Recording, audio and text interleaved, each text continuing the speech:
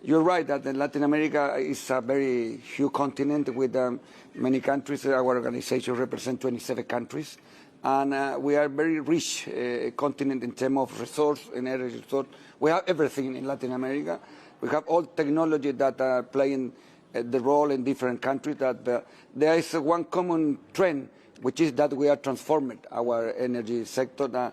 We are living for the last year that our energy transitions, and we said that in plural because that we have a different reality in Latin America.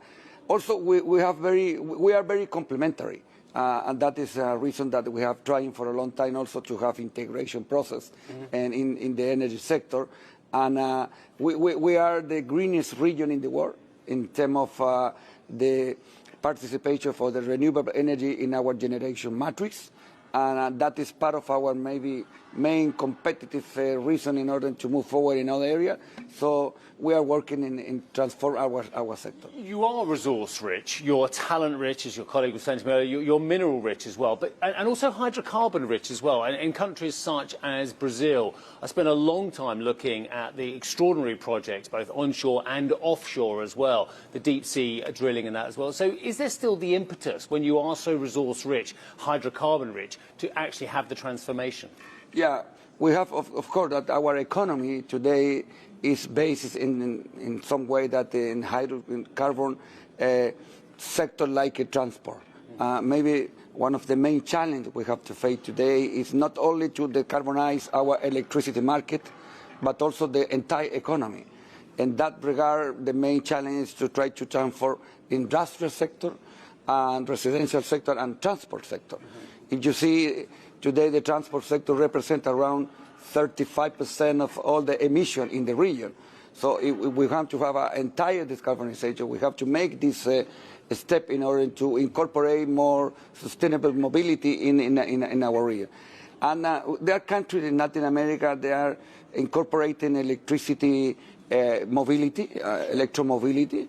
There are countries like Chile, Costa Rica, Colombia that today they have, in terms of public transport, for instance, buses, that they have made very important step in order to electricity mobility. And this is part of our challenge today.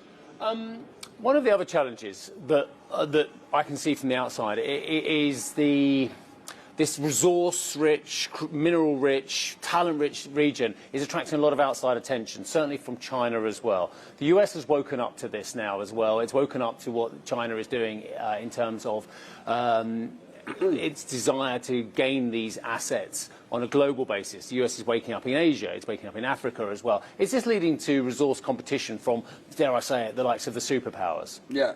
We feel that, I mean, in Latin America, because they are the main actor, the global actor, like the country that you mentioned, that they have been trying to participate in some way, for instance, in the critical mineral for the energy transition, because we are rich.